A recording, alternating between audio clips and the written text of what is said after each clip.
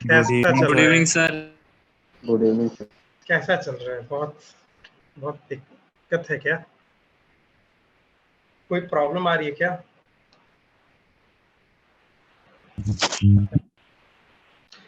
इसमें कोई भी प्रॉब्लम आएगा, you have my number, right?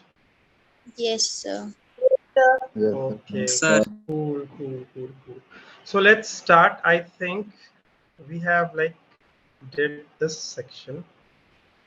Let me first share my screen to all of you.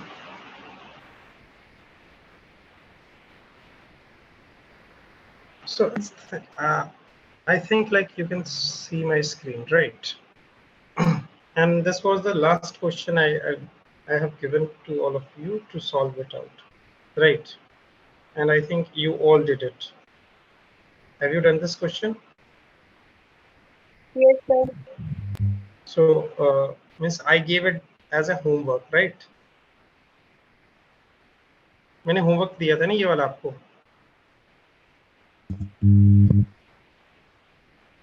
Hello, कोई भी अनम्यूट करके बता दो। हेलो। Yes, sir. हाँ, ये होमवर्क दिया था ना मैंने आपको, तो ये हो गया था ना? Yes, sir. सर आपने क्लास में करवाया था। ये क्लास में करवा दिया था, ठीक है। अच्छा, ये वाला मैंने, अच्छा हाँ, हिंट में ही दे दिया था। चलो ठीक है, और ये वाला हो गया था। चलो ये वाला क्वेश्चन एक बार ट्राई करो आप। मैं 3 to 4 मिनट्स दूंगा, जल्दी हो जाना चाहिए इसको। करो आप एक बार, नहीं तो मैं फिर अभी सारा कुछ एक्सप्लेन करूंगा इसको।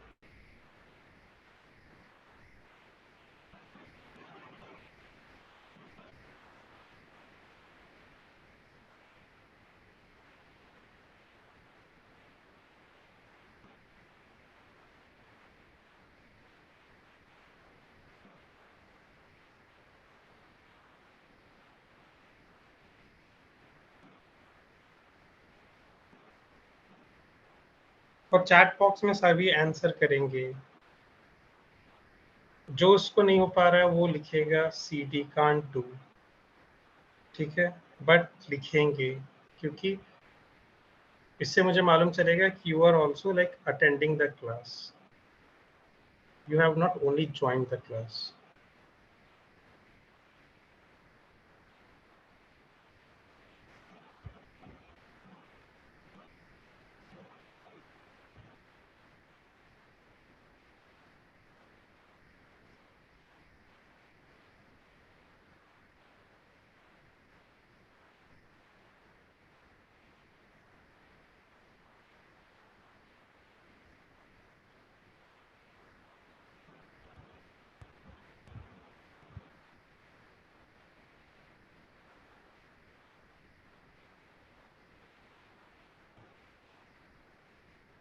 चलो मैं देखता हूँ कितने लोगों ने ट्राई किया।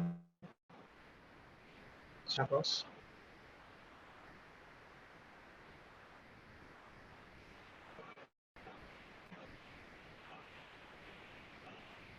ओके श्वेता, आपने अभी लिखा है कि क्लास मिस हो गई। ठीक है बेटा, मैं बता दूंगा, कोई इशू नहीं। What about the other people, apart from Shweta? Why are you not responding back?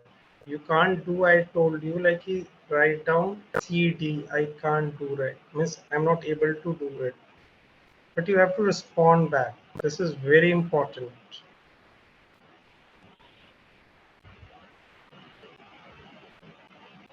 Okay? Fine. Okay. Take your time. If you want to do, take your time. I should not disturb you. But I want you all to participate. That's very important. Okay? अभी मैंने एक और batch में ये काम किया था। उसने लिखा था कि मुझे नहीं आता है, और ट्रस्ट में वो अभी मेरे साथ सॉल्व किया, उसने पूरे अच्छे से सॉल्व कर दिया। तो मैं यहाँ पे आपको हेल्प कर सकता हूँ, यहाँ पे आपको बैठ के डांटूंगा नहीं मैं आपको। कभी डांटा है मैंने क्या किसी को? बस आपको पार्टिसिपेट करना है। यहाँ पे अगर आप गलती करोगे ना तो आई एम देयर। कुछ भी फॉर्मूला मिस कर रहे हो तो मैं आपको एक्सप्लेन कर दूंगा। एग्जामिनेशन हॉल में तो कोई नहीं होगा ना, ठीक है? तो हम पहले ये एटीट्यूड बनाते हैं, क्वेश्चन सॉल्व करने का एक एटीट्यूड भी होता है।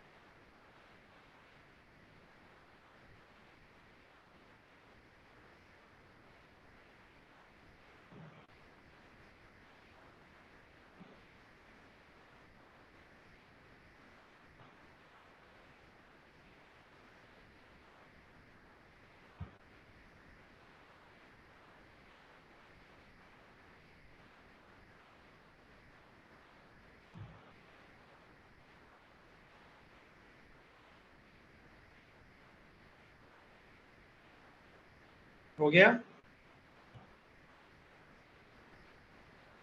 अरे हाँ या ना बोलना पड़ेगा। हो गया क्या? No sir. अच्छा कोई बात नहीं, चलो आप ही आओ, आप ही देखो सॉल्व करोगे इसको, 2 मिनट में सॉल्व करोगे। ठीक है, अनम्यूट योरसेल्फ। सो यहाँ पे पहली बात मैं आपसे क्या एक्सपेक्ट कर रहा हूँ, आप जेईई एग्जामिनेशंस देने जा रहे हो। फर्स्ट ऑफ ऑल एक चीज आप ये इम्पोर्टेंटली मार्क करो कि इसके पीछे वाला क्वेश्चन क्या था।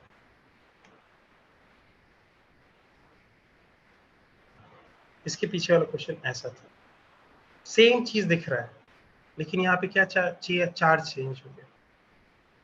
यहाँ का चार्ज, यहाँ पे जो चार्ज ऑन ए था वो यहाँ पे ये पॉजिटिव टाइप का चार्ज था, यहाँ निगेटिव टाइप का। तो सबसे इंपॉर्टेंट ये होगा कि आप क्वेश्चन को पहले से रीड करो। हो सकता है बगल वाला क्वेश्चन आपको कभी कभी डिस्ट्रैक्ट कर दे, उसके इंफॉर्मेशन को वहीं तक रखो। इससे सबसे अच्छा तरीका क्या होगा कि you read the question first. So you start like this, 3 charge particles A, B, C with charges minus q, plus q and plus q respectively are present on the vertices of an equilateral triangle having side length A as shown. Find the resultant force on A. ठीक है, तो पहले हमने questions पढ़ लिए, ये दिया हुआ डायग्राम में एज शोन दिया हुआ है। अगर नहीं देता तो हम ड्रॉ करते। क्यों ड्रॉ करते? क्योंकि हमारा अप्रोच क्या है, जब हम ये पूछा जा रहा है कि द रिजल्टेंट फोर्स ऑन ए, यानी हम इसके बारे में बात कर रहे हैं। अभी आपको एक और रिवीजन मैं कर दे रहा हूँ कि अगर हम बात कर रहे हैं फोर्स की, तो ऑन ए मैं बोलूं, ठीक है, इसको कैसे लिखूंगा? ये ऐसे अगर मैं लिखा, क्या मैं इसको ऐसे लिख सकता हूँ क्या? Summation of all ith particle 1 2 जितने भी सिस्टम में होंगे, सिस्टम में जितने भी पार्टिकल है इसके अलावा, ठीक है।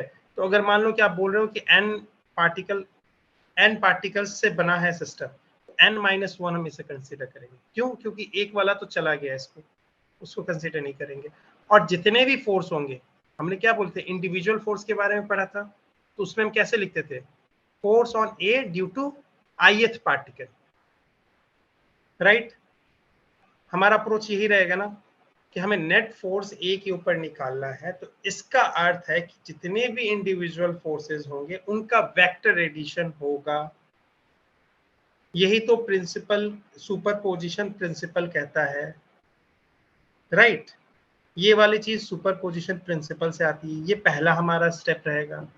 जब हमें बोला जाएगा एफ ए और एफ ए आई के टर्म्स में कैसे हम निकालेंगे, ठीक है। एफ ए आई ये है क्या? मतलब ये है क्या? मतलब ये है एक्चुअली में कि एफ ऑन ए, एक एक करके लेंगे, ith है तो ith में पहले एक, यहाँ पे b को लेते हैं, एफ ए बी, यानी force on A due to B, plus एक बार चेंज कर दिया फिर दूसरी पे चले गए, क्योंकि सीरीज टाइप का जाना है, समेशन लगा हुआ है।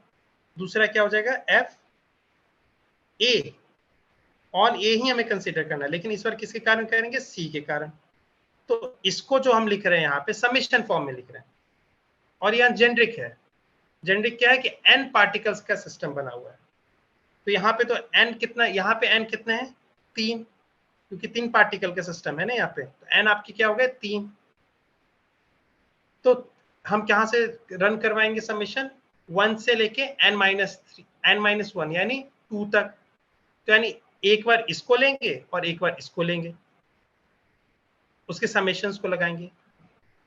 ये प्रिंसिपल ऑफ सुपरपोजिशन हमें मालूम है, ये पहली बात दिमाग में आएगी। दूसरी बात, पहले मैंने क्या किया, क्वेश्चंस को अच्छे से रीड आउट किया, ठीक है। दूसरे में क्या किया कि मैंने सबसे पहले बेसिक कॉन्सेप्ट सोचा कि उसको कैसे सॉल्व करना है।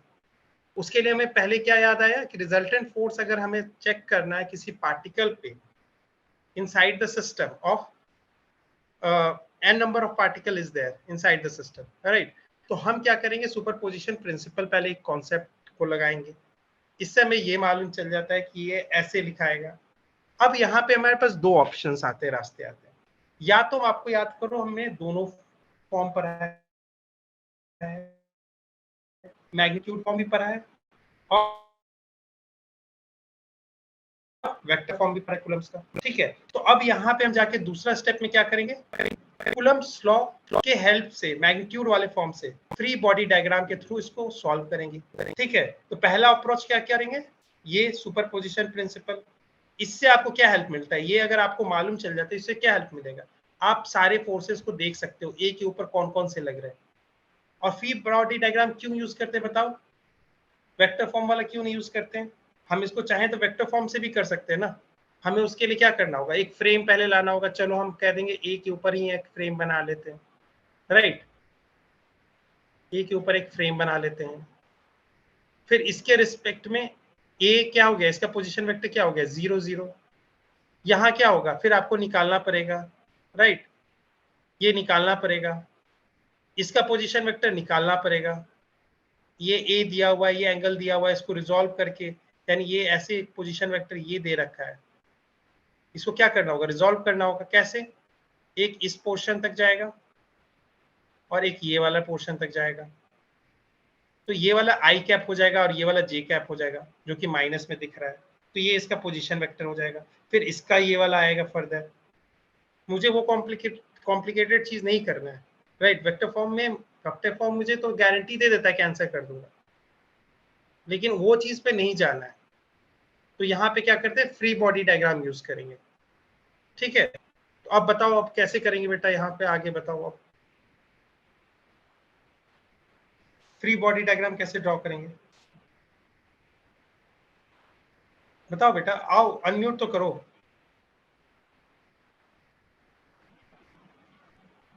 ट्राई करो बेटा। There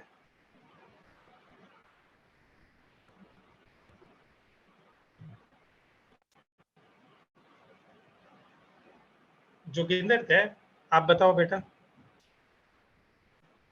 hello, yes sir. हाँ हाँ चलो बेटा। तो यहाँ पे अब जब आपको कर रहे हो, तो यहाँ पे जब आपने निकाला है, ठीक है, यहाँ पे आपने जब निकाला है तो फिर हम फ्री बॉडी डायग्राम यूज करते हैं, ठीक है। फ्री बॉडी डायग्राम कैसे यूज करेंगे बताओ, हम हर एक इंडिविजुअल्स को देखेंगे, फोर्सेस को, राइट। इंडिविजुअल्स में सर। कैसे करना स्टार्ट करेंगे, ये लाइक चार्जेस है या अनलाइक चार्जेस है,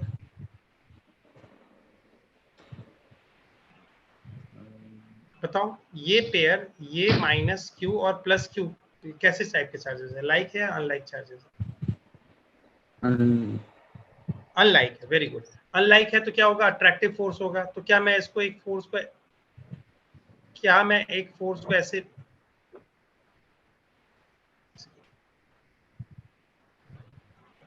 क्या मैं इस फोर्स को ऐसे लिख दूं क्या, एक फोर्स यहाँ पे यस ड्रॉ सर। कर देंगे और इस फोर्स का क्या सिर्फ मैग्नीट्यूड पे काम करेंगे हम, क्यों, क्योंकि मैंने बोला ही था यस कि फ्री सर। बॉडी डायग्राम हमें क्या हेल्प करता है, वेक्टर फॉर्म के कॉम्प्लिकेटेड तरीकों से बचाता है। कैसे बचाता है, हमें डायरेक्शंस के बारे में हेल्प कर देता है।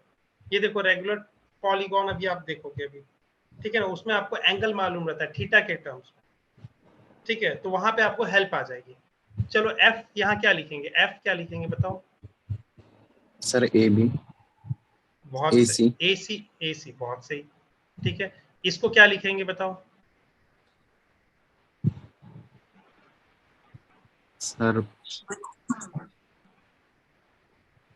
Plus A A B. B, हाँ ठीक है। एफ, देखो डायरेक्शन के बारे में हमें ये एरो बता दे रही है, मैग्नीट्यूड यस के बारे सर। में सोचना है। ठीक है, मैग्नीट्यूड के बारे में क्या बताएंगे बताओ? एफ ए सी क्या हो जाएगा बताओ? क्या यहाँ पे जो उन दोनों के चार्जेस का प्रोडक्ट यानी के, देखो माइनस क्यू है, ले सकते हैं माइनस क्यू, लेकिन क्योंकि वो माइनस साइन जनरली क्या होता है, डायरेक्शन के लिए होता है, और हमने यहाँ पे डायरेक्शन देख ही लिया है किसके स्वॉर्ड है, तो हम सिर्फ किसका, इसके मैग्नीट्यूड के ऊपर ध्यान देंगे। क्यू टाइम्स, जैसे अगर आपको ऐसे अगर मैं बोलूं एफ ए सी लिखना है तो सबसे पहले आपको ऐसे आएगा के Q Q A Q C divided by distance between them, तो क्या होगा आर, अगर मैं लिखूं R A C whole square, देखो यहाँ पे वेक्टर नहीं दिया तो इसका अर्थ क्या है, मैग्नीट्यूड फॉर्म में। तो अगर आपको पहले सोचना होगा तो ऐसे सोचोगे, फिर उसके बाद फर्दर आप रखोगे वैल्यू। क्यू ए कितना है, माइनस क्यू, चलो माइनस क्यू रख लेते हैं। क्यू सी कितना है, प्लस क्यू, ठीक है क्यू रख देते हैं। आर ए सी कितना है, इनके दो बीच में सेपरेशन कितना है, ए, क्यों, क्योंकि ये side of the equilateral triangle पे रखा हुआ है और ये दोनों क्या वर्टिसेस पे हैं, तो इसका होल स्क्वायर हो जाएगा। तो क्या यहाँ पे आ जाएगा माइनस के Q square by A square. तो क्या माइनस को हम ऐसे अभी इग्नोर कर सकते हैं क्या, क्योंकि इसके डायरेक्शंस में से ये चला जाता है, ये तो मैग्नीट्यूड के बारे में सिर्फ बात कर रहे हैं, राइट? Yes sir. अब यहाँ पे सेम चीज यहाँ पे बताओ, एफ ए बी के बारे में कैसे लिखोगे बताओ? एफ ए बी आप AB बताओ कांस्टेंट क्या सब, क्यू है। यहाँ पे क्या सबसे पहले क्या लिखेंगे, के क्यू, ए हाँ क्यू बी हाँ, और आर ए बी हाँ देखो सही है। स्क्वायर अब यहाँ पे सीधे रखना स्टार्ट करो, के अपना रहेगा, क्यू ए कितना है बताओ? माइनस क्यू ठीक है, क्यू बी कितना है? क्यू। ठीक है, आर ए बी कितना है, इनके बीच में सेपरेशन कितना है? सर ए स्क्वायर। नहीं ए, हाँ मतलब ए स्क्वायर होगा नीचे, लेकिन सेपरेशन कितना है, ए, और उसका स्क्वायर हम लेते हैं, क्यों, क्योंकि इक्विलेटरल ट्रायंगल है। तो यहाँ पे जो आपको आ यस गया सर। क्या आ गया, K Q square by A square आ गया। ठीक है, ये माइनस को भी हम इग्नोर कर सकते हैं, यस सर। समझ में आ गया? अब ये देखो यहाँ पे, अब यहाँ पे दोनों फोर्सेस के बारे में आ गया। अब हम फ्री बॉडी डायग्राम में जब बना लिए, सब कुछ बना लिए, अब हमें एंगल यहाँ पे क्यों हमने यूज किया था कि हमें वेक्टर कैलकुलेशन इतने नहीं करने थे फॉर्म में, तो यहाँ आप कैसे हल करेगा? अगर कोई दो वेक्टर, इन दोनों के बीच में एंगल 60 बन रहा है, या चलो कोई थीटा बन रहा है, अभी मैं बोलूँ ये एंगल ए है और एंगल बी है, ठीक है, अगर एंगल ए का मैग्नीट्यूड भी सेम है बी के बराबर, तो आप याद रखोगे कि इस वेक्टर और इस वेक्टर, ये वेक्टर ए है, वेक्टर बी है, ठीक है, दो वेक्टर, इनके बीच में एंगल थीटा है, ठीक है, और कंडीशन क्या लगा रखी है हमने कि मैग्नीट्यूड दोनों का सेम है, तो हमेशा रिजल्टेंट क्या होगा, उसके एंगल बाइसेक्टर पे होता है, थीटा बाई 2 पे होता है, ये चीज याद रखिए, ठीक है। इसका मैग्नीट्यूड कैसे निकालेंगे, कैसे निकालेंगे ए प्लस बी का मैग्नीट्यूड बताओ, बताओ जोगिंदर बेटा,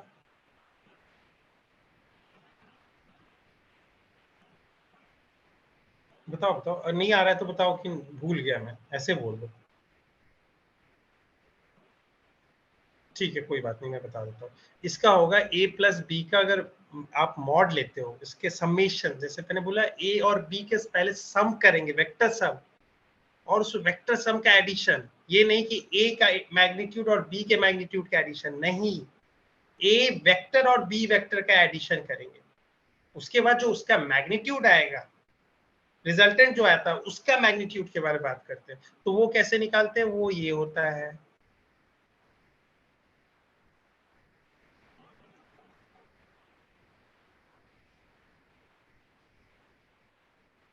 ठीक है, तो आज से हम जब फ्री बॉडी डायग्राम यूज करेंगे तो इसका बहुत यूटिलाइज होने वाला, ये हमेशा याद रखेंगे जो कि हमने पढ़ रखा है कि how what is the magnitude of the resultant vector.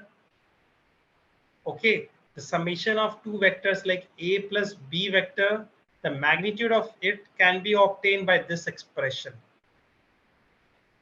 So under root a square plus b square plus 2ab cos theta.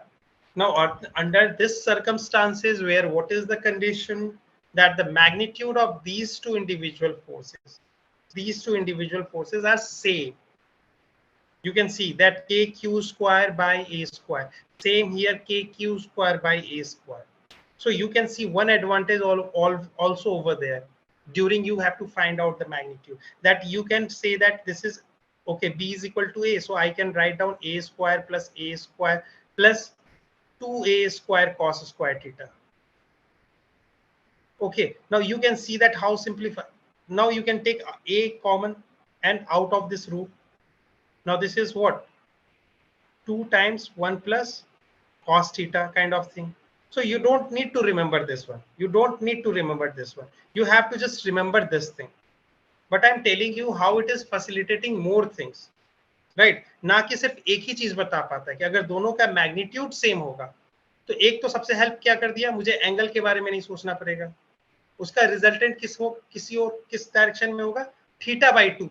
किसी से भी हम लेते हैं, किसी वेक्टर से भी हम अगर थीटा बाई 2 ले लेते हैं तो वहां पे वो एग्जिस्ट करेगा उन दोनों के बीच में. ठीक है, तो ये एक हेल्प करता है और साथ में देखो मैग्नीट्यूड निकालने में भी आसानी हो जाती है. ठीक है, तो दोनों चीजें हेल्प करती है और इसी के कारण हम क्या कर रहे हैं, फ्री बॉडी डायग्राम का कॉन्सेप्ट यूज कर रहे हैं. बाकी उसको हम इग्नोर कर रहे हैं. वेक्टर फॉर्म को हम चाहें तो यूज कर सकते हैं, वो तो पक्का सॉलिड तरीका है. ठीक है, तो यहाँ पे अब बताओ जोगिंदर बेटा, अनम्यूट करो अपने आप को. यहाँ पे Q square by A square आ गया, ये आ गया. अब बताओ इसका मैग्नीट्यूड क्या होगा इसका, और वेक्टर किस डायरेक्शन में होगा इसके दोनों का समेशन का. Hello, am I audible to everyone? Yes, sir. हाँ, तो Joginder where are you?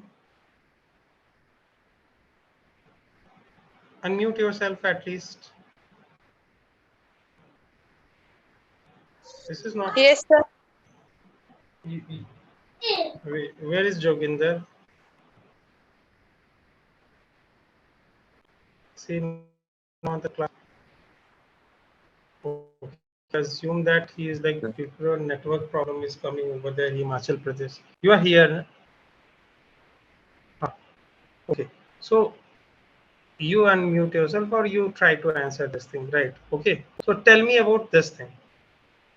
How to find this force? I told you like this, right? I told you like this कि यहाँ पे ऐसे से आ जाएगा, ये दोनों इक्वल मैग्नीट्यूड के हैं, इसका ऐसे डायरेक्शन आएगा, इसका ये बताओ. अब इस पे कैसे आएगा बताओ, इसका रिजल्टेंट किस डायरेक्शन में होगा? इन दोनों के बीच में एंगल 60 है तो किसके डायरेक्शन के लॉन्ग होगा? कोई बताओ, आप कोई भी अपने आप को अनम्यूट करके बताओ.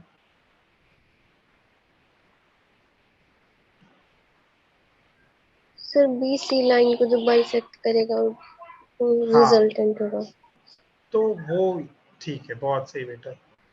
तो यहाँ पे जो आएगा, जो रिजल्टेंट का वेक्टर आएगा, ये अगर मैं ग्रीन कलर से दिखाता हूँ, इन दोनों का ये रिजल्टेंट है, ये दोनों का ये रिजल्टेंट है, इन दोनों का समेशन का रिजल्टेंट है. ये क्या होगा, 30 डिग्री के साथ होगा. इसका मैग्नीट्यूड क्या होगा, ये फॉर्मूला सीधे लगाएंगे. क्या ए और बी सेम है? हाँ सेम है. उसकी वैल्यू क्या है, के Q square by A square. ठीक है, चलो इसको मान लेते हैं, इसको एफ मान लेते हैं. ठीक है, सिंप्लीफिकेशन के लिए. तो क्या हम इसको यहाँ तक लिख देंगे, यही बात सेम तरीके से लाएंगे और फिर यहाँ पे ए की जगह क्या होगा, एफ हम लिख देंगे.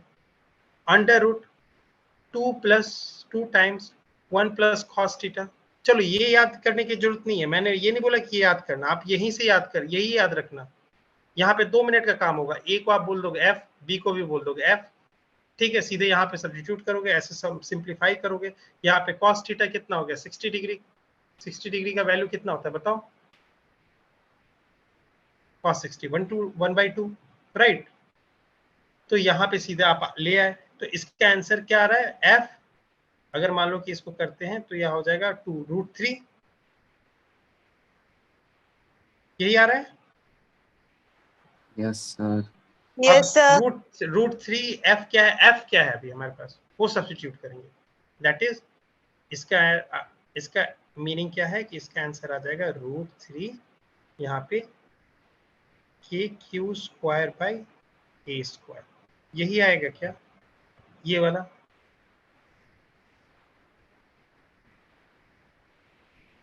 ठीक है, तो ये देखो, यही मैंने आपको बोला कि पहले FAB और FAC निकालेंगे, फिर इनका वेक्टर एडिशन करेंगे और फिर यही फाइंड आउट करेंगे लास्ट में आंसर। यही आ रहा है क्या? Yes sir. सबको समझ में आ गया? Yes sir. यस ठीक सर। है, ठीक है, ठीक है। देखो, सिंपल सा क्वेश्चन था, आप बस अप्लाई करना सीखो। ये बात समझो, अभी सबसे पहले आपको कैसे इसको अप्लाई करते हैं वो चीज आपको देखना है। ठीक है, तो यहां से हम आपको दूसरे क्वेश्चन देते हैं, वो करके आप बताओ। यहाँ पे चलो, एक और चीज आपको इंपॉर्टेंट है कि अभी मैं एक और छोटा सा टॉपिक रखूंगा, लेकिन इससे पहले आप एक सिमिलैरिटीज देखते जाना। यहाँ पे उस टाइप के वर्टिसेस पे रखा जा रहा है पॉइंट चार्जेस को, जहाँ पे एक रेगुलर शेप है, कोई ट्रायंगल, इक्विलेटरल ट्रायंगल, कोई स्क्वायर, कोई पेंटागन आएगा, रेगुलर पेंटागन, कोई हेक्सागन, लेकिन रेगुलर हेक्सागन। ट्रायंगल में भी तो बहुत सारे ट्रायंगल होते हैं, आइसोसेलेस भी होता है, स्केलन भी होता है, राइट एंगल भी होता है, ये भी होता है, वो भी होता है। हम सिर्फ देखो इक्विलेटरल और ऐसे टाइप के में जा रहे हैं जहाँ सिमेट्रिकल चीजें होंगी। तो ये क्या करती है, आपको फैसिलिटेट करती है कि आप इतना टाइम कंज्यूमिंग करने की जगह बहुत चीजों को, रिजल्ट को यूज करते हुए आप काम कर सकते हो। ठीक है, तो जो ज्योमेट्री के रिजल्ट्स है ना, ये 30 डिग्री पे काम कर जाएगा, या θ/2 पे काम कर जाएगा, ये वेक्टर्स फॉर्म में जब जाते हैं तो बहुत कॉम्प्लिकेटेड हो जाते हैं। ठीक है, तो इसी के लिए यहाँ पे सिंप्लीफाइड वर्जन्स हम यूज करने के लिए ही FBD को चूज करेंगे हमेशा। ठीक है, तो इसको एक बार क्वेश्चंस करो और इसका आंसर मैं चाहता हूँ कि सारे लोग दो, और नहीं होगा तो मैं यहाँ पे करवाऊंगा, लेकिन जो नहीं हो रहा है तो लिख दो CD, कांट डू।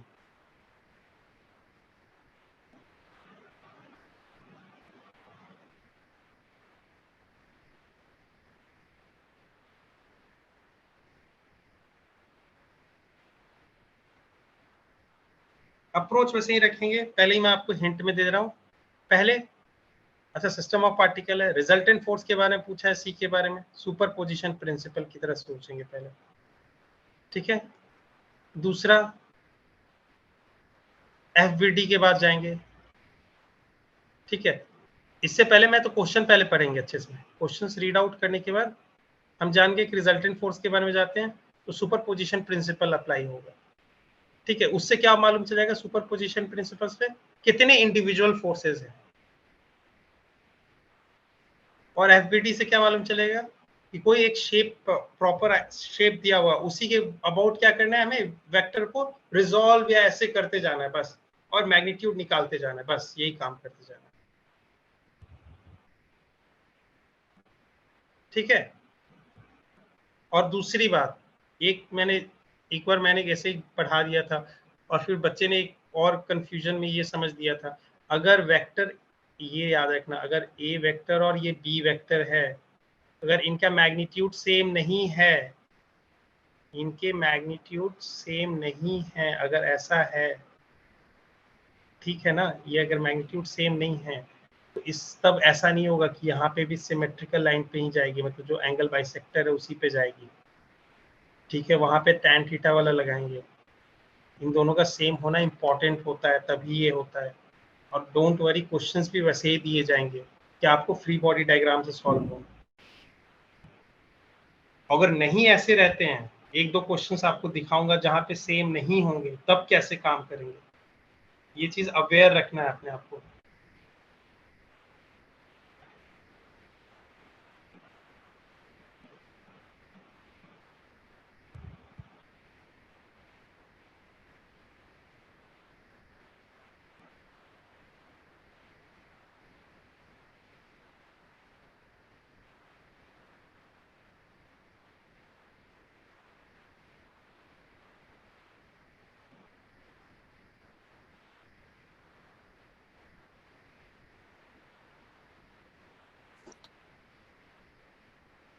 हो गया बेटा?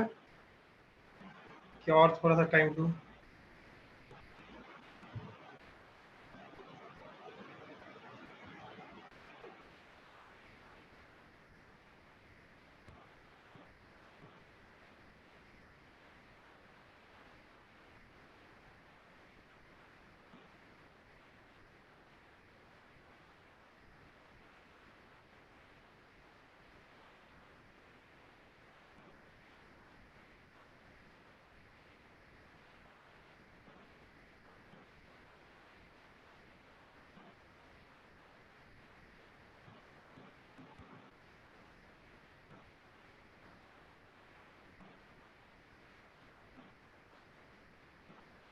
चलो देखता हूँ कितने लोगों ने चैट बॉक्स में आंसर किया पहले।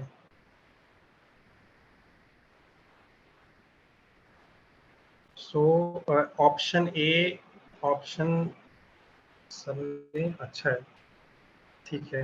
और कोई लिखना चाहता है कि क्या आ रहा है?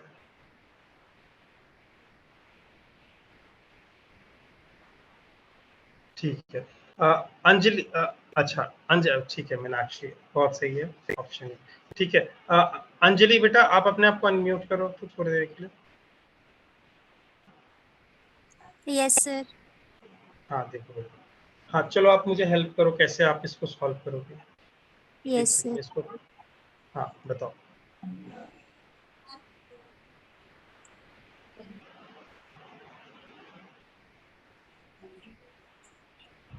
सर हम्म, चार्ज सारे अनलाइक जो ठीक है। सीधे फोर्स होगी वो अट्रैक्टिव होगी। हम्म, और तो तो आप ये कह रहे हो कि इस पे सुपरपोजिशन प्रिंसिपल लगाएंगे। सुपरपोजिशन प्रिंसिपल लगाएंगे तो हर इंडिविजुअल फोर्स के बारे में पहले सोचेंगे। तो हम क्या करेंगे, जब पहला जो प्रिंसिपल अप्लाई कर रहे हैं उस पे क्या करेंगे, इसके ऊपर आपने बोला कि यहाँ पे इंडिविजुअल चार्जेस हैं, तो यहाँ पे एक फोर्स आएगा क्योंकि अट्रैक्शन है, और क्योंकि अनलाइक चार्जेस हैं तो यहाँ पे अट्रैक्शन आएगा, यहाँ अट्रैक्शन आएगा, और ये एक जो लाइन होगा, हमने क्या बात बोली है कि जो उन दो पॉइंट्स को ज्वाइन करते हुए लाइन होती है उसी के अलोंग हमेशा फोर्स लगता है, ठीक है। तो हम इस यहाँ पे इसके बारे में, इस फोर्स के बारे में बोल सकते हैं कि ये ऐसे फोर्स होता है, राइट। सुपरपोजिशन से आपने यही बोला रहे हो ना। अब इसका नाम बता दो, क्या क्या लिखना है, इस वाले को क्या बोलेंगे,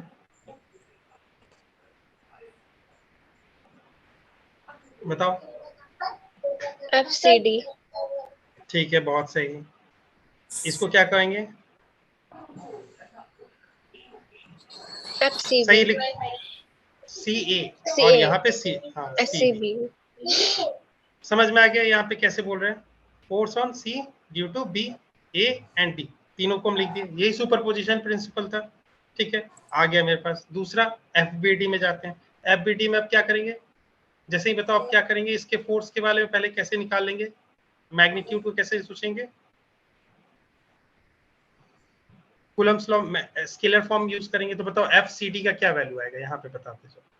सर KQ² अपॉन A²।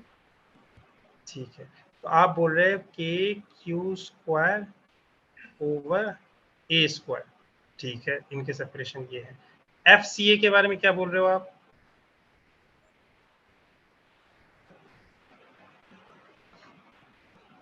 इसके बारे में क्या बोलोगे? सर देखो यहाँ, हाँ हाँ बोलो बोलो। KQ² अपॉन सर 2A², क्योंकि डायगोनल है तो A अंडर रूट होगी इसकी वैल्यू, तो इसका बहुत सही, स्क्वायर करेंगे तो 2A²। ट्रू। अब चलो FC, अब क्या है बच गया, CD हो गया, CA हो गया, अब CB बच गया, ठीक है। अब ये क्या हो जाएगा, KQ² बाई A²। राइट। अब ये हमें तीनों मालूम है, फ्री बॉडी डायग्राम में डायरेक्शन सब कुछ बता दिया है, यस ठीक है। क्या हम ये बोल रहे थे, क्या इसका एक यूज कर रहे थे कि ये दोनों अगर सेम मैग्नीट्यूड के फोर्स हैं, क्या FCB, क्या FCD, यानी दिस वन, दोनों सेम मैग्नीट्यूड के हैं क्या? तो Yes, क्या sir. यहाँ Yes, पे sir. एक चीज वही यूज कर सकते हैं क्या कि दो वेक्टर जिनका मैग्नीट्यूड सेम होगा वो हमेशा क्या होगा, एंगल बाइसेक्टर, यानी इनके बीच में 90 यानी ये 45 पे लाई कर रहा होगा। Yes, sir. तो क्या ये वाला फोर्स FCA है, मतलब जो फोर्स है FCA ये वेक्टर फॉर्म में है, तो यानी इसी के डायरेक्शन के अलावा इनका समेशन का मतलब जो रिजल्टेंट पड़ेगा वो भी उसी डायरेक्शन में होगा क्या?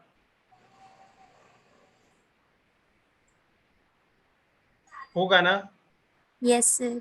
तो उससे हमें बेनिफिट क्या हो गया, दो वेक्टर अगर एक दूसरे पर ओवरलैप कर रहे हैं तो उनका समेशन क्या होता है, वहां पे भी यही यूज करेंगे formula a² + b² + 2ab cos Wave theta. cos theta whole under root. हाँ यही यूज करेंगे। यहाँ पे थीटा क्या हो जाता है, थीटा 0 है तो cos थीटा 1 हो गया, तो a² + b² + 2ab ये हो गया। तो इसको क्या लिखते हैं, a + b का होल स्क्वायर लिखते हैं। उसके कारण से अंडर रूट जब आता है हटाते हैं उसको तो क्या आता है a + b, A plus यानी B. क्या, इसका अर्थ क्या हुआ कि एक हर इंडिविजुअल, a क्या था magnitude of this force and b क्या था मैग्नीट्यूड ऑफ अनदर फोर्स, तो वो दोनों सेम डायरेक्शन में काम कर रहे हैं तो उनके सीधे मैग्नीट्यूड को ऐड कर देते हैं। जब कब होगा, जब सेम डायरेक्शन में होंगे। तो यहाँ देखा ये कॉन्सेप्ट हमें हेल्प कर दिया ना कि दो सेम मैग्नीट्यूड के हैं तो उन्होंने 45 पे ले आए और वो भी 45 पे पहले से ही था, तो दोनों को अब क्या कर देंगे, सीधे ऐड कर देंगे। तो ठीक है, तो करते हैं क्या वैसे काम। तो ये वाला जो आया है इसका दोनों का समीशन का क्या वैल्यू होगा, अगर ये बोलूं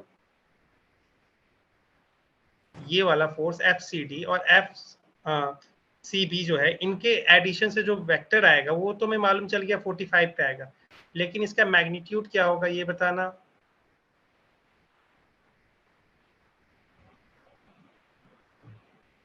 बताओ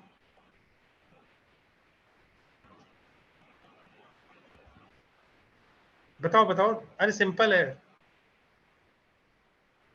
हिंट दे रहा हूं, ये वाला यूज करो। ये दोनों के बीच में एंगल क्या है, 90 डिग्री। तो क्या यहाँ पे हो जाता है क्या, a² + b² होगा क्या? Yes sir. तो a² + b² मतलब यानी इसका a का वैल्यू क्या है, यानी पे इस फोर्स का वैल्यू क्या है, kq² / a²। तो वो दोनों तो सेम ही है, तो इसको मान लो कि इन दोनों को हम f ही मान लेते हैं, सिंप्लीफाइड करने के लिए अभी f ही मान लेते हैं। ठीक है, एक वैल्यू f वैल्यू है, तो यहाँ क्या बोल देंगे, ठीक है दोनों 90 डिग्री पे है तो इसका समेशन क्या होगा, f² + f² का अंडर रूट, तो that is equal to √2f, और f तो हमें मालूम है यही है। इसकी जगह हम क्या कर देंगे, यहाँ पे हटा देंगे और इसकी जगह सब्स्टिट्यूट क्या कर देंगे, सब्स्टिट्यूट कर देंगे kq² / a²। तो ये किसके कारण हो गया, इन दोनों के समेशन के कारण। क्या अभी भी कंप्लीट हो गया क्या, नेट फोर्स पे हम रीच कर गए क्या, क्या इसको भी हमें ऐड करना पड़ेगा। तो क्या अगर हम इसको बोले तो √2kqa² तो इसके कारण आया, प्लस ये वाला फोर्स FCA कैसे निकाले थे हमने, वो ये रहा, प्लस kq² / 2a²। राइट, अब इसमें kq² / a² को कॉमन ले लेंगे और ये क्या आएगा, √2 + ½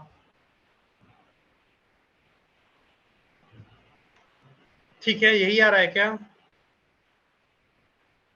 Yes, sir. देखो देखो यही हमने किया, FCB निकाला, FCA निकाला, FCD निकाला, ये सारे किए। फिर इनको क्या किया, 45 डिग्री पे है। देखो यहाँ पे दो तरीके हो सकते थे, या तो आप सबको इस वाले को ही FCA को ही रिजॉल्व कर लो y डायरेक्शन और x डायरेक्शन में, और फिर उसके बाद क्या करो, सबका एडिशन कर लो, और जो एक बार जो पहुंच जाए y डायरेक्शन में टोटल बच रहा है और जो x डायरेक्शन में जो टोटल बच रहा है उनको सीधे क्या कर दोगे, सीधे फॉर्मूला ये लगा दोगे। राइट, दोनों तरीके से कर सकते हो, या तो इन दोनों का एडिशन करके इसी के अबाउट आ रहा है हमेशा तो उनको सीधे ऐड करके रिजॉल्व, मतलब उसको ऐड करके रिजल्टेंट निकाल लेंगे। तो तरीके कोई भी हो सकते हैं, ठीक है, लेकिन ये याद रखना है कि ये वेक्टर क्वांटिटी है तो इनके डायरेक्शंस के साथ हमें याद रखना है कैसे होगा। ठीक है, तो इनके डायरेक्शंस और मैग्नीट्यूड ऐसे नहीं होते हैं कि आप सीधे ऐड कर देना, उसमें डायरेक्शंस को भी कंसीडर किया जाता है। ठीक है, तो ये आंसर आ रहा है क्या? बहुतों का आंसर आ गया था ये। ठीक है, यहां तक सबको समझ में आया क्या? Yes sir. Yes sir. ठीक है, कोई डाउट होगा तो पूछ लेना। अब चलो दूसरा है, मैंने आपको क्या बोला था कि अभी आपको एक बोला था कि ऑब्जर्व करो क्वेश्चंस में। जब भी हम क्वेश्चंस एनसीईआरटी में भी देखेंगे, बहुत सारी जगहों पे देखेंगे, या एडवांस लेवल पे भी जब क्वेश्चंस आते हैं इस पे से, तो हमेशा एक चीज देखना है कि वो लोग भी एक चीज को प्रिजर्व करके रखते हैं, कि वो लोग हमेशा क्वेश्चन देंगे रेगुलर पॉलीगॉन, रेगुलर ये, regular pentagon, regular hexagon, regular octagon, ऐसे टाइप के क्वेश्चंस रहेंगे। रेगुलर ट्रायंगल कौन सा होगा बताओ? रेगुलर ट्रायंगल को क्या कहते हैं? रेगुलर ट्रायंगल किसको कहते हैं?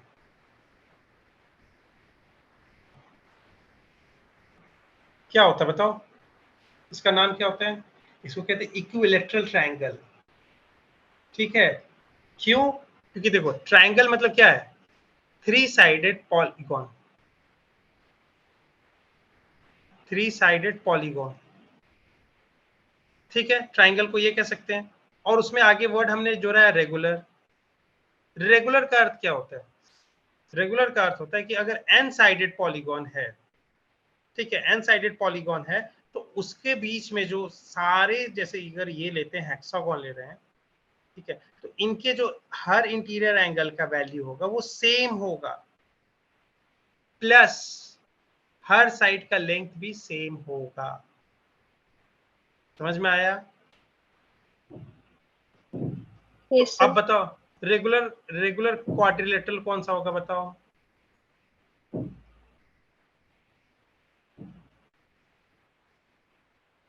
बताओ रेगुलर क्वाड्रिलेटरल कौन सा होगा? सोचो ऐसे। रेगुलर क्वाड्रिलेटरल, क्वाड्रिलेटरल मतलब फोर साइडेड पॉलीगॉन।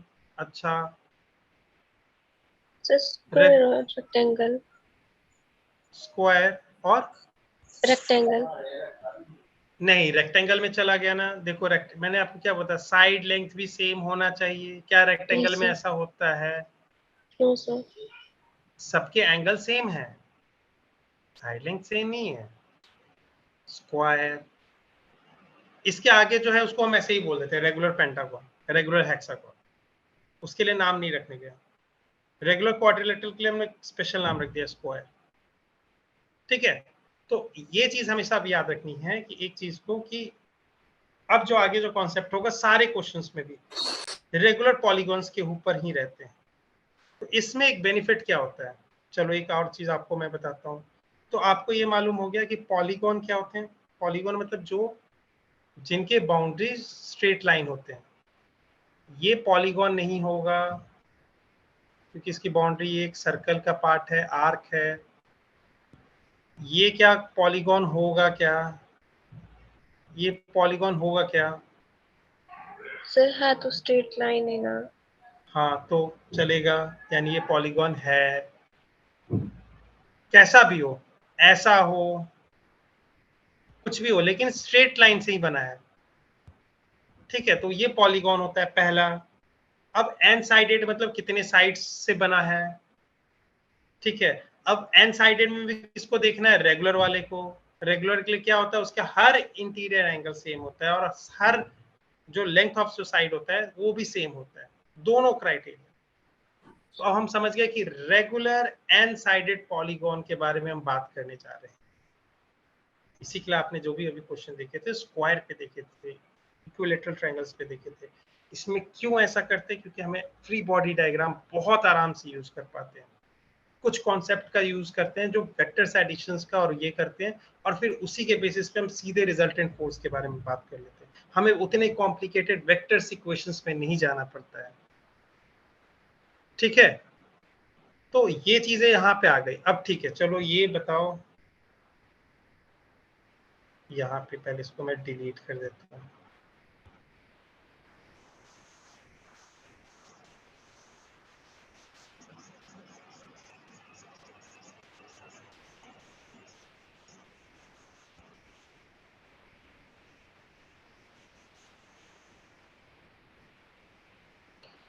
अब ये देखो, ये बोल रहा है एन साइडेड है, कुछ एन साइडेड है तो मतलब कितने वर्टिसेस होंगे, एन वर्टिसेस।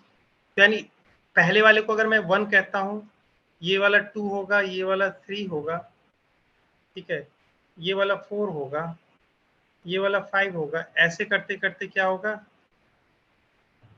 एन पे जाके खत्म होगा, राइट। तो एन साइडेड पॉलीगॉन ये बन रहा है, राइट। ट्राइंगल मतलब 3 साइडेड पॉलीगॉन, इसके वर्टिसेस कितने होते हैं, 3, 1 2 3, ठीक है। तो एन साइडेड पॉलीगॉन होंगे जो रेगुलर होंगे, उसके बारे में हम कुछ बातें करते हैं, ठीक है। एक बात बताओ, ट्रायंगल का summation of all interior angle कितना होता है? अगर मैं बात करूं summation of all interior angles, ठीक है ना, I is equal to triangle के सेंस में 1 2 3 लगाएंगे, ये कितना होता है सर 180 डिग्री। या पाई रेडियन, ठीक है। क्वाड्रिलेटरल का कितना होता है? अगर ये 3 बोल रहे हैं तो 3 बोल रहे हैं कि 180 डिग्री होता है, ठीक है, 3 साइडेड है। तो 4 साइडेड होते हैं तो क्या होता है? कोई भी क्वाड्रिलेटरल का समेशन कितना हो रहा है क्या? 4 साइडेड में कितना आता है बताओ, summation of all angle? 360 degree. 360 degree, come correct बेटा। 5 में आप बता सकते हो क्या? 6 में आप बता सकते हो क्या? 7 में आप बता सकते हो क्या? चलो बताने की कोशिश करते हैं। क्वाड्रिलेटरल को देखो आप, इस क्वाड्रिलेटरल कोई जेनरिक आर्बिट्री शेप का क्वाड्रिलेटरल है, राइट। आप ये नहीं बोलो कि सॉरी, आप ये नहीं बोलना कि मैंने अभी रेगुलर के बारे में बात की है, सिर्फ अभी जेनरिक क्वाड्रिलेटरल के बारे में बात कर रहा हूँ, ठीक है। ये कोई भी शेप का क्वाड्रिलेटरल है, ठीक है। क्या मैं ऐसा कर सकता हूँ कि इस पॉइंट से स्टार्ट करता हूँ, इसके वर्टिकली अपोजिट तक जाता हूँ, ठीक है। क्या ये देख रहा हूँ क्या कि ये 2 ट्रायंगल में बट रहा है, यस और एक इंडिविजुअल ट्रायंगल का समेशन क्या होता है, 180 डिग्री। तो क्या ऐसा मैं बोल रहा हूँ कि इसका समेशन होना चाहिए 2 टाइम्स जो एक है 180 डिग्री आ रहा है, ठीक है। अब बताओ, ये रहा पेंटागन। अब इसको मैं क्या करता हूँ, ऐसे से ड्रॉ करता हूँ। क्या ये 3 वाले में बन रहा है क्या, 3 ट्रायंगल में? क्या मैं बोल सकता हूँ कि ये एक प्रकार से इसका समेशन प्लस इस ट्रायंगल के एंगल का इंटीरियर एंगल का समेशन प्लस इस एंगल के इंटीरियर एंगल का समेशन ही एक्चुअली क्या है, इस एन साइडेड पॉलीगॉन का इंटीरियर एंगल का समेशन है। तो यहाँ पे क्या 3 बन रहा है क्या? 5 जब हो रहा है तो 3 ट्रायंगल बन रहे हैं क्या? यहाँ पे मेरे को फॉर्मूला लिखा आ रहा था 2 180 डिग्री, यहाँ पे मेरे को 3 बन रहे हैं 3 180 डिग्री। ये बताओ यहाँ पे क्या आना चाहिए? 4 into 180। 4 into 180 degree. क्या इसको एक बार वेरीफाई भी कर ले क्या? क्या कोई भी ऐसा पेंटागन आपने बनाया है? लो, आपने बोला कि कैसा भी पेंटागन होना चाहिए। अभी आप रेगुलर पे नहीं बात कर रहे हो, अभी किसी भी बात कर रहे हो। ये पेंटागन है, 5 साइड से बना है। क्या इसको भी हम ऐसे कर सकते हैं क्या? सॉरी, ये तो क्वाड्रिलेटरल है ना, सॉरी 1 2 3 4, नहीं, ये 5 है, सही तो है। ये रहा 5 साइड में, हाँ 5 साइड में आपका ये देखो 1 2 3, यही हो रहा है क्या? 5 साइड में 3 आ रहे हैं ना। Yes sir. अब मैं 4 साइड 6 साइड का बोलूं, हेक्सागन का, ये रहा, ये देखो आपके हिसाब से ये रहा, ऐसा हेक्सागन बनाया मैंने, ठीक है। कोई भी ऐसा नहीं कि रेगुलर शेप का मैं बात कर रहा हूँ, मतलब रेगुलर पे ही बात होगी। ये लो,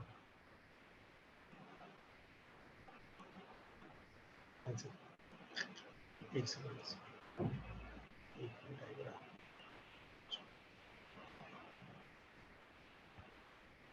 ये रहा, ठीक है। इसमें क्या आपको बन रहा है 1, अच्छा इसमें आपको ड्रॉ करना पड़ेगा यहाँ पे, ये रहा, इसमें एक मिनट,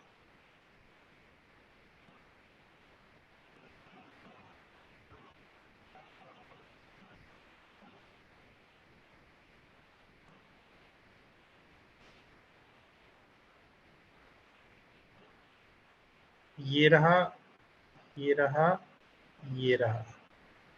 क्या इसमें आपको लग रहा है कि ये एक ट्रायंगल, ये दूसरा ट्रायंगल, ये तीसरा ट्रायंगल और ये चौथा ट्रायंगल आ रहा है? क्या आपको लग रहा है कि यहाँ पे यही आ रहा है 4 × 180 डिग्री, 4 ट्रायंगल में Yes, बट sir. रहे हैं? ठीक है, यस सर। आपके सामने कोई भी शेप मैंने ऐसा नहीं कि रेगुलर वाले कहीं ड्रॉ किया है, यानी इसका अर्थ है कि हम अगर कोई भी n साइडेड होगा तो उसको क्या लिख सकते हैं, n-2 into pi radian, right? ये लिख सकते हैं कि नहीं? आप इसको एक बार वेरीफाई करो। यहाँ पे n क्या है, क्वाड्रिलेटरल में n क्या है, 4, 4 - 2 यानी 2 × 180। यहाँ n क्या है, 5, 5 - 2 यानी 3 × 180। तो n अगर कोई regular n side, sorry not regular, अगर n साइडेड पॉलीगॉन है तो उसके लिए जो summation of all interior angle होगा वो क्या होगा, n-2 180 डिग्री कह लो या पाई रेडियन कह लो। ठीक है, यहां तक सबको समझ में आ गया? Yes, sir. ठीक सर। है, ठीक है, ये चीज हो गया। आपको क्या हो गया, ये एंगल के बारे में बता रहा है। ये जो उसका एक सेंटर होता है, हर पॉलीगॉन का जो रेगुलर है, ठीक है, उसका क्या होता है, एक सेंटर होता है। ठीक है, वो क्या होता है, वो पॉइंट जहां से बहुत ही सिमेट्रिकल होते वो चीजें। ठीक है, तो ये चीज क्या होगी आपको, एक सेकेंड, इसको मैं यहाँ वाला को डिलीट कर देता हूँ।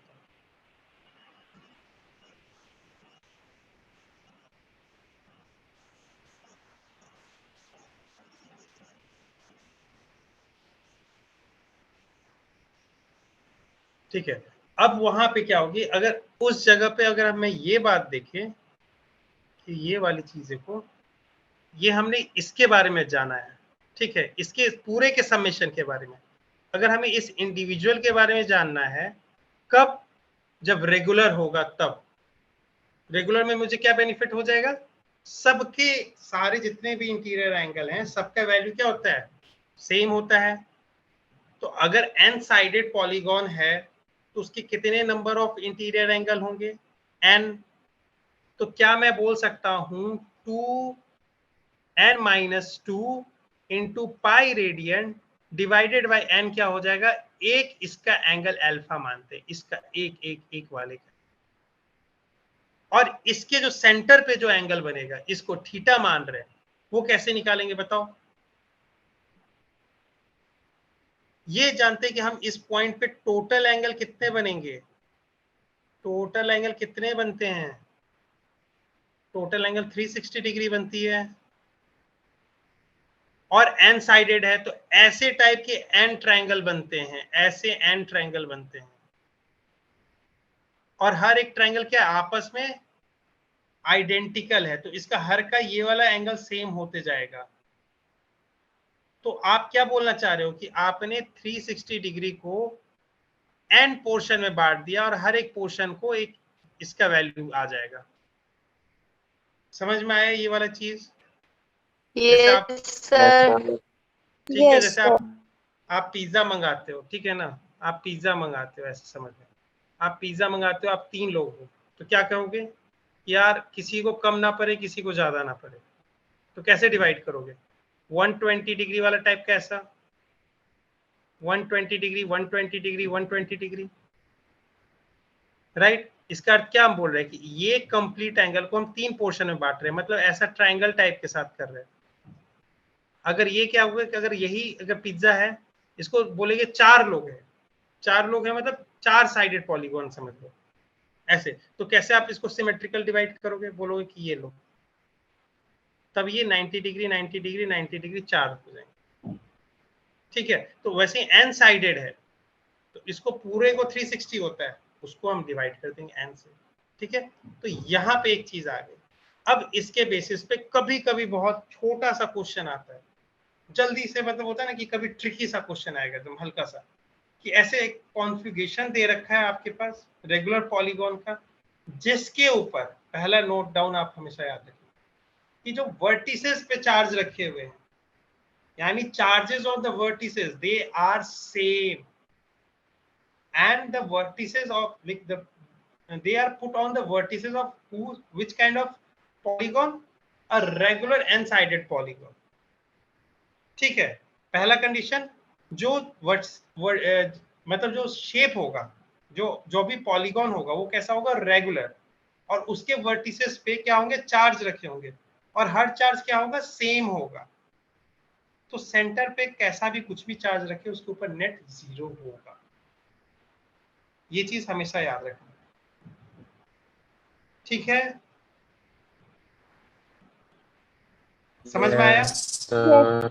ठीक है, यही अच्छा, चीज, सेम चीज देखो, हमने क्या बोला, पॉजिटिव से उसको निगेटिव कर दिया, लेकिन मैंने क्या बोला था, शेप रेगुलर होना चाहिए और वर्टिसेस पे जो चार्जेस रखे हुए हैं वो सब सेम होना चाहिए, सेम नेचर का, सेम मैग्नीट्यूड का। तो इसके ऊपर देख रहे हो क्या, कोई हमने इसके देखो निगेटिव रख दिया तब भी इसके ऊपर 0 आ रहा है, इसके ऊपर अगर हम पॉजिटिव को निगेटिव से रिप्लेस कर देंगे तब भी 0 आएगा। इसके ऊपर q के जगह इसका अगर मान लो q रखा हुआ है, इसको q/2 रख देंगे तब भी 0 आएगा। क्यों आएगा, एक मैं आपको इससे वेरीफाई करवा देता हूँ। क्वाड्रिलेटरल स्क्वायर के केस में, स्क्वायर कैसा है, एक रेगुलर पॉलीगॉन है, सही बात है, 4 साइडेड रेगुलर पॉलीगॉन है स्क्वायर। उसके वर्टिसेस पे मैंने क्या बोला कि सबके चार्जेस सेम होने चाहिए, वर्टिसेस वाले। ठीक है, तो सबके ऊपर प्लस क्यू है, प्लस क्यू है, प्लस क्यू है। ठीक है, उसके बाद मैंने क्या बोला कि एक मैं चार्ज इंड्यूस करता हूं जो कि इसके सेंटर पे है। ठीक है, वो समथिंग माइनस क्यू डैश है इसकी वैल्यू। ठीक है, तो अब मैं यहां से क्या बोलता हूं, देखो सिमेट्रिकल होने के कारण ये वाला जो डिस्टेंस होता है, ये वाला जो डिस्टेंस होता है, ये वाला जो डिस्टेंस होता है, ये वाला जो डिस्टेंस होता है वो सेम होता है। ठीक है, यानी ये सभी सेम होते हैं। अब देखो मैंने बोला टाइप सेम है, मैग्नीट्यूड भी सेम है जो वर्टिसेस पे रखे हैं। तो अगर मान लो ये निगेटिव है तो फोर्स ऑफ यहाँ पे क्या होगा, अट्रैक्शन, तो वो इस टाइप का लगेगा। यहाँ पे भी क्या होगा, फोर्स ऑफ अट्रैक्शन हो गए तो वो इस टाइप का लगेगा। क्या इसको बोलेगा कि तू उसको, मैं एक दूसरे को कैंसिल आउट कर देता हूँ। फिर यहाँ पे अगर हम देखेंगे इस साइड में तो ये एक दूसरे को कैंसिल आउट कर देगा। ठीक है, ये तो बात हुई कि किसमें, एन साइडेड रेगुलर पॉलीगॉन होता है, वर्टिसेस पे ऐसे होती है। ये चीज आपको आराम से दिख जाती है जब ये पॉलीगॉन जो एन साइडेड होता है, एन की वैल्यू क्या होती है, इवन होती है। अगर ऑड होगी तो भी 0 होता है। जैसे अगर मैं पेंटागन पे बात करूं, इस पे भी अगर ये रेगुलर पेंटागन है, ठीक है, इसके ऊपर जो चार्जेस हैं वर्टिसेस पे जो रखे गए वो same in magnitude and nature है, और इसके सेंटर पे कुछ भी हमने रखा है, ठीक है ना, तब भी 0 होगा। लेकिन आप ये बोल सकते हो कि सर ऐसा तो वहां नहीं बन रहा है कि एक दूसरे को कैंसिल आउट करते हुए दिख रहा है मुझे, मतलब ये इसके अपोजिट वाला तो दिख नहीं रहा है मुझे, लेकिन तब भी 0 होता है। क्यों, क्योंकि इस टाइप में जो वेक्टर्स का आप देखोगे ना, ये वाला वेक्टर, या उसके बाद देखो ये वाला वेक्टर आपने ड्रॉ किया, मान लो कि ऐसे होगा, इनके बीच में अट्रैक्शन होगा, ये निगेटिव चार्ज है, ये पॉजिटिव है, तो सारे के ऊपर पॉजिटिव। तो मान लो फोर्स ऐसे लगा, फिर फोर्स ऐसा लगा, फिर फोर्स ऐसा लगा, फोर्स ऐसा लगा, फोर्स ऐसा लगा, ये वाले फोर्स को हम लेते हैं। ठीक है, इसके बाद हम यहाँ करते क्या है, इसके पैरेलल एक और फोर्स इसको ले लेते हैं, फिर ऐसा आएगा एक फोर्स, फिर क्या होगा, इस साइड में इसका फिर लेते हैं, फिर ऐसे आएगा फोर्स, सबको ट्रांसलेट कर रहे हैं, फिर ये वाले फोर्स को लेते हैं, इस पे आएगा फोर्स, और फिर ये वाले को लेते हैं तो देखो इस पे आएगा फोर्स। तो क्या करता है ना, एक दूसरे को देखो, रिजल्टेंट क्या हो रहा है, जहां से चले वहीं पे आ गए, जिस टेल से चले थे उसी के ऊपर मेरा हेड पड़ गया। तो इसका अर्थ क्या होता है, समेशन ऑफ सच फोर्सेस क्या होंगे, 0 होते हैं। याद है आपको वेक्टर्स में आपने पूछा गया था कि find out the summation of vector of this one, अगर ऐसा दिया हुआ हो तो अगर ये वेक्टर ए है, ये वेक्टर बी है, वेक्टर सी है, वेक्टर डी है, तो अगर मैं पूछूं vector A plus vector B plus vector सी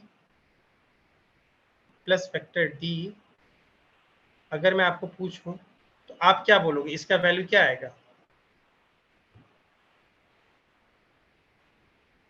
बताओ इस डायग्राम में देख के।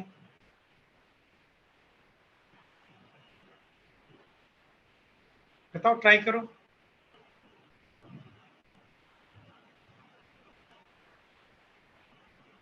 ट्राई करो बेटा।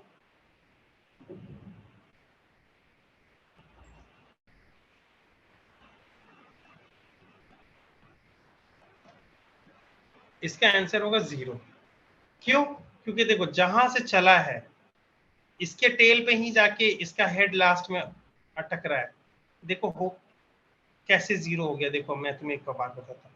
तो मैंने तुम्हें बोला कि एक रामलाल है, रामलाल चलता है यहाँ से यहाँ तक जाता है, ठीक है, इस पॉइंट तक, फिर यहाँ से यहाँ तक जाता है बी पॉइंट तक, और फिर वापस इसी पॉइंट पे सी पे ही आ जाता है, खत्म हो जाता है, ठीक है। तो हम क्या कहते हैं कि अगर रामलाल का डिस्प्लेसमेंट है तो पहले यहाँ से यहाँ तक चला तो डिस्प्लेसमेंट ये ड्रॉ करते हैं, फिर यहाँ से यहाँ तक चला तो इसका डिस्प्लेसमेंट कैसे वेक्टर ड्रॉ करेंगे, यहाँ तक चलेगा, फिर यहाँ से यहाँ तक चला तो क्या हुआ, ये रहा इसका डिस्प्लेसमेंट वेक्टर। नेट डिस्प्लेसमेंट कितना हुआ, जो टेल है उसके जो फर्स्ट वेक्टर जिसका पहला वेक्टर का टेल है उसी पे लास्ट वेक्टर का हेड लाई कर जा रहा है, तो नेट वेक्टर क्या, नेट डिस्प्लेसमेंट क्या हुआ, 0। समझ में आ गया बेटा? तो ये भी 0 होगा। तो याद रखना ये टाइप का हमने कंडीशंस क्या रखा है कि इस टाइप में ही 0 होंगे। सो नेक्स्ट क्वेश्चन करने से पहले मैं आपको ये एडवाइस दे दे रहा हूं कि आपने मेरी बात सुनी होगी। रेगुलर पॉलीगॉन होना चाहिए एन साइडेड, जो सेंटर पे नहीं रखे हुए, बाकी जो वर्टिसेस पे जो चार्ज रखे हैं उनका नेचर और मैग्नीट्यूड सेम होना चाहिए, ठीक है। और हर वर्टिसेस फिल्ड होने चाहिए चार्ज से, तब हम क्या बोलेंगे, F net irrespective of any value of the charges on this center. So irrespective of the any charges of the particle on the center, I don't care about it, it is going to be 0. But ये चीज हमेशा याद रखना है कब होगा, ठीक है। चलो ये वाला आपको मैंने बता दिया था कि 360 यहाँ थीटा कैसे निकालते हैं, ठीक है। और ये बता दिया मैंने, net force at the centre of the n sided regular polygon due to the n similar charges placed symmetrically at its vertices is 0. So this is very important, you have to remember.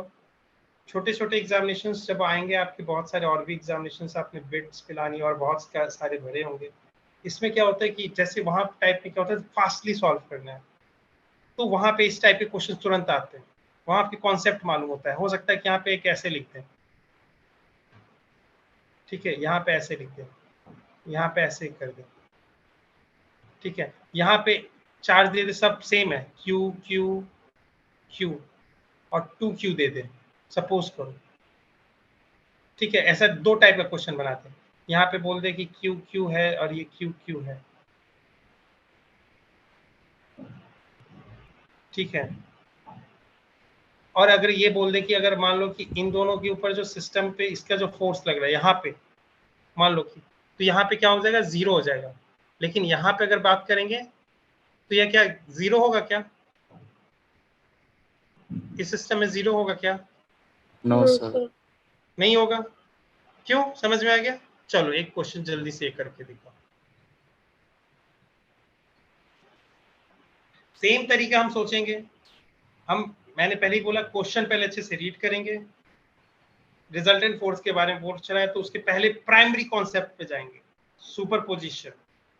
दूसरा क्या करेंगे, free body diagram, ठीक है। और तीसरा छोटे छोटे values कैसे वेक्टर्स ऐड करते, क्या करते, ये सब चीजें याद रखेंगे माइंड में और आंसर निकालेंगे।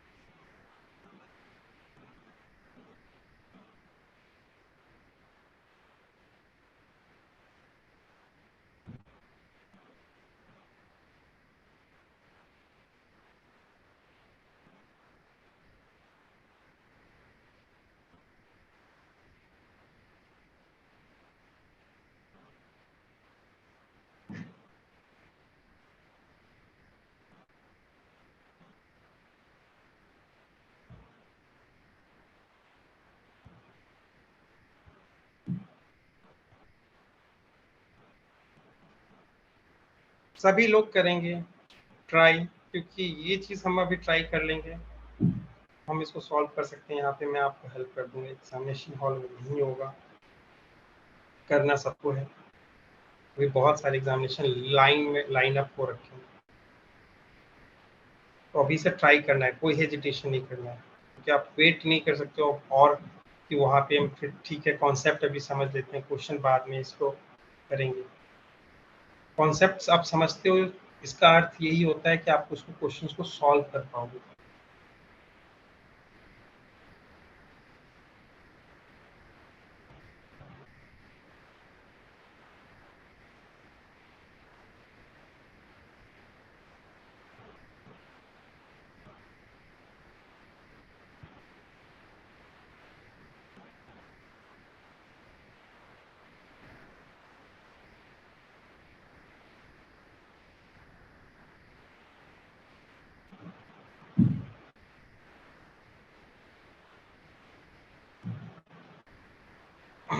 और कोई प्रेशर नहीं लेना बेटा, मैं जानता हूँ आप लोग का बहुत हेक्टिक चल रहा है, सुबह से आप स्कूल से निकलते हो, स्कूलिंग के लिए जाते हो, ये करते हो, इसी के लिए मैं आपको कभी भी, मैं समझता हूँ आपके ये चीज़ों को, क्योंकि आपके पास परेशानी बहुत है, आपके साथ अभी टाइम नहीं मिल पाता है, मैच नहीं हो पाता है, मैं आपका एज ए एल्डर ब्रदर हमेशा रहता हूँ, ठीक है, लेकिन मैं आपको ये चाहता हूँ कि आप अगर 1 घंटा यहाँ दे तो अच्छे से दो, क्लास में पूरी तरह से पार्टिसिपेट करो, बिल्ड करो अपने कॉन्फिडेंस को, अपने फ्रेंड के साथ क्वेश्चन सॉल्व करोगे, कॉन्फिडेंस बूस्ट होगा आपको।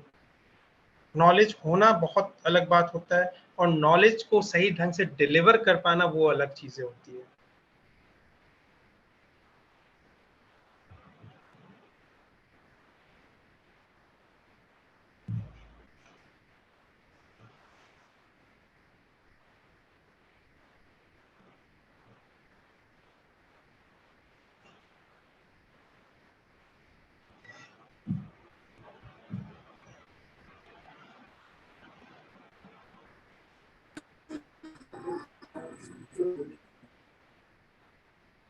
हो गया क्या? मैं चलो चैट बॉक्स पे आंसर लिखो कितनों का हो गया।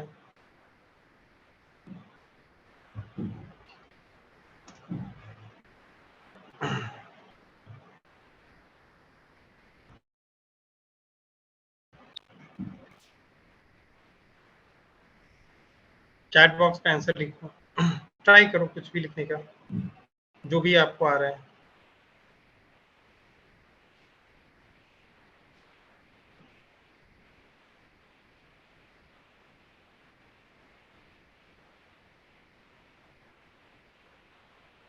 अच्छा, आप और टाइम लेना चाहते हो क्या मैं ऐसा कर इसको आपको होमवर्क पे दे दूं क्या, कि आपको करके मतलब टाइम भी मिल जाएगा, क्योंकि आप करोगे तो इम्पोर्टेंट है ये, बताओ होमवर्क में दे दूं क्या इसको, यस सर। या आप अभी 5-10 मिनट में करोगे? यहाँ पे कोई इशू नहीं है, मुझे 8:30 एक्सीड हो रहा है टाइम, क्लास का ओवर हो गया, मुझे आगे क्लास नहीं लेना है, मैं आपके साथ बैठ सकता हूँ, मुझे सर कोई दे इशू दो नहीं आप है। होमवर्क। होमवर्क में दे दो, ठीक है ठीक है, अगर आप इसको टाइम लेके अपना थोड़ा सा समझना चाहते हो तो ये क्वेश्चन ले लो, आप इसको स्क्रीनशॉट ले सकते हो बेटा आप लोग, ले लिया सर। ठीक है, सबने ले लिया? Yes sir. Yes sir. ठीक है, कॉन्सेप्ट वैसे यूज यस सर। करेंगे, सब कुछ वैसे यूज करेंगे, ठीक है, ये चीज मैं आपको करवाते जा रहा हूँ, तो आपको देखना एनसीईआरटी या इस सब चीजों से अब डर नहीं लगेगा। एनसीईआरटी में बहुत ही डीप वे में लिखा जाता है चीजों को, समझ रहे हो?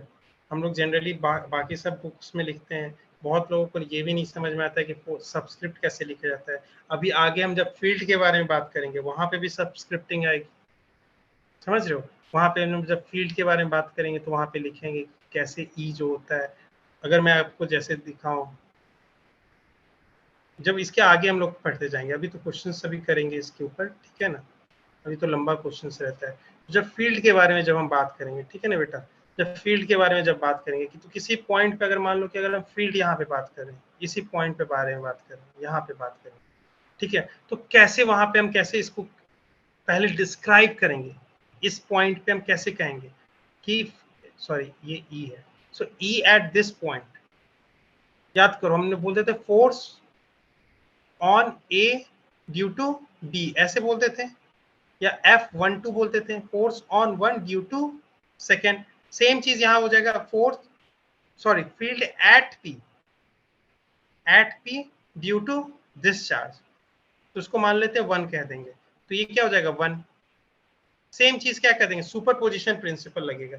अब ये दूसरा आ गया, कह रहा है कि सिस्टम में मैं भी हूं, तो कहेंगे भैया तुम भी आ जाओ भाई, हमारे पास सुपरपोजिशन प्रिंसिपल बहुत अच्छे से काम करवाते हैं। कहेंगे कि तुम भी, अच्छा इस कारण से, इसके कारण ये फील्ड प्रोड्यूस हो रहा है, अच्छा ठीक है।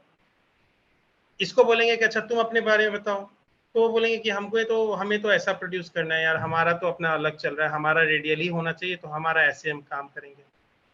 कहेंगे कि ठीक है, अच्छी बात है, इसको तुम क्या कहोगे, EP2। सेम नोमेनक्लेचर देखो, अब नोमेनक्लेचर इसका देखो, EP2 मतलब क्या हो गया, electric field intensity at P due to second particle. अब इसका क्या होगा, सुपरपोजिशन प्रिंसिपल लग जाएगा, तो इन दोनों का जो समेशन होगा, इन दोनों का समेशन जो होगा वो आएगा आपका रिजल्टेंट। तो कहेगा कि सुपरपोजिशन प्रिंसिपल कि हम एग्जिस्ट तो यहाँ पे ऐसे करेंगे, लेकिन इसके एग्जिस्टेंस के पीछे आप दोनों का इंडिविजुअल कारण है। समझ में आ गया क्या आपको? Yes sir.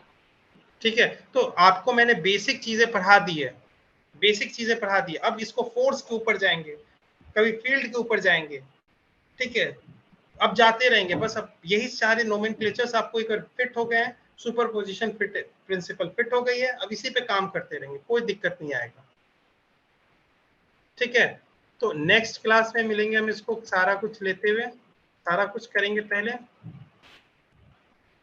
ठीक है, और कोई डाउट होगा तो हम इसको सॉल्व करेंगे। ठीक है, चलो, आपने स्क्रीनशॉट सबने ले लिया था? Yes sir.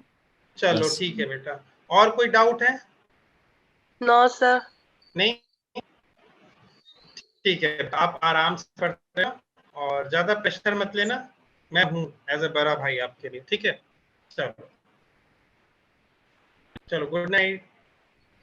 Sir last day का रिकॉर्डेड लेक्चर आपसे पूछा था मैंने, कहाँ पे होगा वो? हाँ, एक्चुअली कल वाला एक्चुअली डिलीटेड हो गया था, क्योंकि मेरे जो फाइल जो आती है ना उसमें नहीं हो पा रही थी, तो उसमें डिलीट हो गया था, पता नहीं मेरे क्या रीजन है। तो हम लोगों ने आज बात कर लिया, तो उसको क्या कर रहे हैं कि हम क्लाउड पे डाल दे रहे हैं, ठीक है ना। तो आज का जो शायद लेक्चर होगा वो क्लाउड पे रहेगा, क्लाउड पे शायद डाल देंगे, तो उसका एक्सेस आप लोग को भी मिल जाएगा, तो आप लोग चाहोगे तो वहां पे क्लास एक बार देख भी सकते हो। समझ रहे हो? मैं Yes, इसको sir. आज या कल में प्रॉब्लम फिक्स कर देता हूँ। ये प्रॉब्लम, ये ऐसा नहीं होगा कि आपको बोलना पड़ेगा, हर क्लास का मतलब जो रहेगा रिकॉर्डिंग वो पहले ही से रहेगा वहाँ पे। ठीक है, तो आप जिसका भी कभी भी, क्योंकि अभी मुझे ये भी न्यूज़ मालूम चला कि हिमाचल में बहुत बारिश हो रही है, नेटवर्क इलेक्ट्रिसिटी बहुत ज़्यादा प्रॉब्लम है, तब भी आप लोग इतने अच्छे से काम कर रहे हो, पढ़ रहे हो, that is a good thing. And जो भी अभी नहीं आ रखे हैं, आई अंडरस्टैंड कि उनका भी अगर कुछ ना कुछ लॉस हुआ है, तो उनको जैसे भी मैं फिल करना सकता हूँ मैं कर दूंगा उसको। ठीक है, चलो बेटा, आप लोग अपना थोड़ा रेस्ट करो और थोड़ा आराम से। ठीक है, Thank you, sir. Thank you, चलो, sir. थैंक यू बेटा, Good Good night, night, sir. sir. Good night, good night.